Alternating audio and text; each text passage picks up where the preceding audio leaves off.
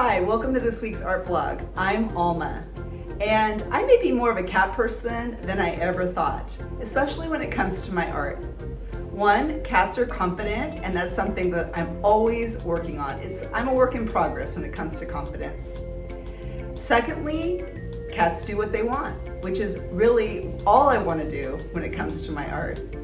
And third, they're super authentic, which on the art path, you may know that it's super scary to be, but it's so worth the risks. So I'm so happy that you're here, and I hope you enjoy this sketchbook spread on cats. Sit back, relax, and enjoy the video. I'll be chatting a little bit more on silliness that I attempted with my intro, but for now, let's get into what I'm doing here. So I'm using Royal Talons gouache, and the reason I'm using this is because I want to use my luminance pencils for details. So I just find that the gouache and the luminance pencils play really well together, and I'm using this yellow as a framework, so I kind of know where I'm going. I have the idea in my head. I used reference photos from the internet, a bathtub with a woman, and I also found a great looking cat that I wanted to use. So I would show them to you, but because there are copyright issues, I really can't. And then I'm just doing a simple window view of a landscape above the window. So it all makes sense to me. It's hard to see it, and I apologize for that, but there is no initial drawing. And I feel like the more I practice just going for it, the fresher the painting feels to me, and I feel like I'm gaining a lot more confidence. Eventually, I'm going to start painting on canvases again. I've been missing that, and it's kind of what I expected to happen. So when I moved to Portugal in the smaller apartment, I was really excited to not have to have these giant canvases, and I've downsized so much that I thought it would be really fun to work in my sketchbook more. And gosh, it's so true what everybody says, the practice of the sketchbook, there's so much freedom because you can make mistakes and you can try new things. And I know that all of this is going to add up when I start painting again on canvases. So what I expected to happen is that just taking a natural break, just life kind of forcing the issue, because I wasn't going to bring a bunch of canvases overseas, and I wanted to sell as much as I could before I came.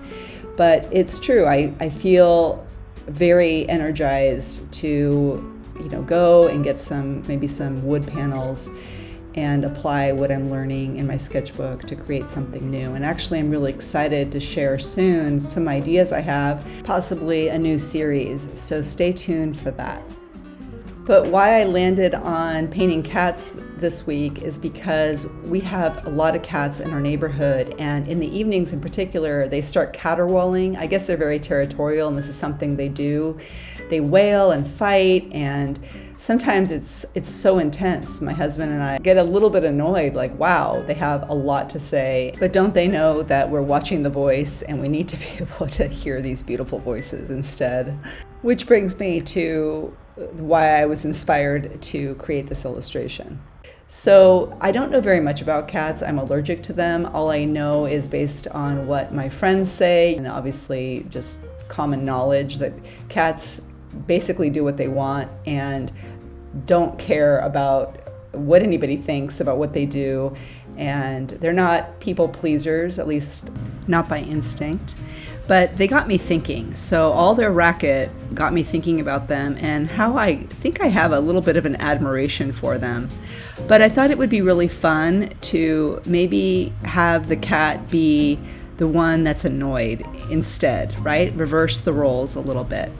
I grew up loving Garfield.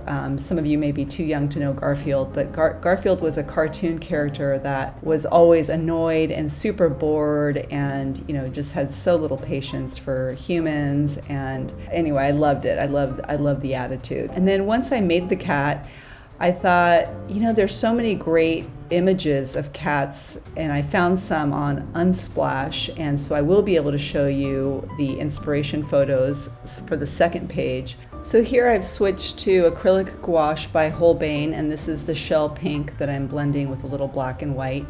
And I decided to use just these three colors for all the cats that I plan on doing.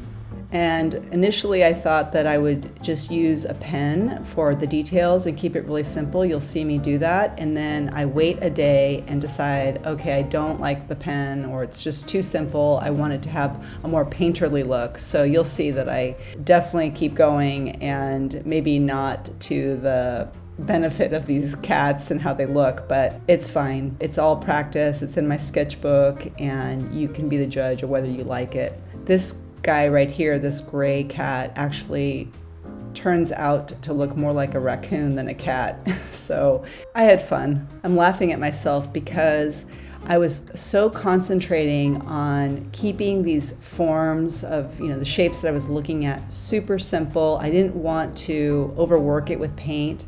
But then when I started to, change the details, I just went crazy. Like, I could not stop myself. I think I spent 3 hours on this sketchbook page alone. It was insane. But you'll see it all sped up. I won't torture you with the actual time that it took.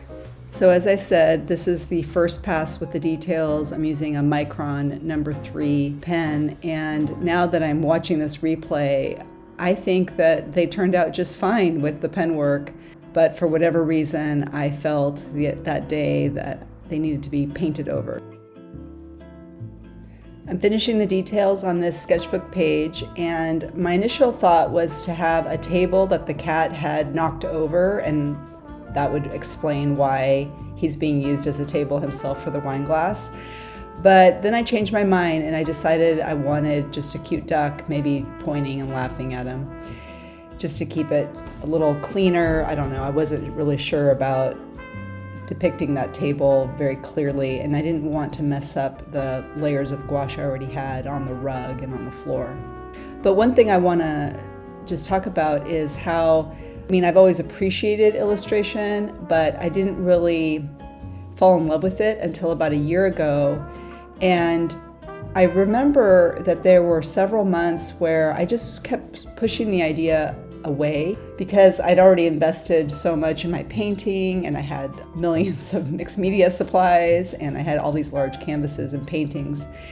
And I was really happy that I gave myself the opportunity. I watched videos on Skillshare, which I really love, and that's where I teach as well. And so there are just so many talented artists that I was watching videos, and I just became really inspired by the storytelling behind illustrations. I just want to encourage you that if you hear a little whisper of going in a new direction, I just would love to encourage you to do that, because you never know what it will open up for you. I really love that my art has become even more childlike, and as you saw in the intro, there's silliness there too that I really haven't given myself the permission, I guess, to be silly.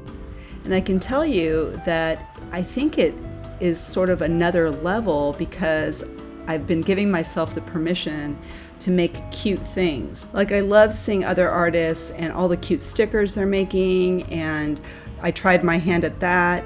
And it sort of dawned on me that the reason I was so drawn to those types of videos on YouTube is because they felt like I was taking a little vacation from the art that I was making. And there was nothing wrong with the art that I was making. I was making paintings of human faces, female figures, and I was really focused on those being refined, and I wanted to paint them realistically. And of course, that made me more confident, and I was happy to be in that realm. But I think it was important to also recognize that the artistic journey wanted to take me on another path.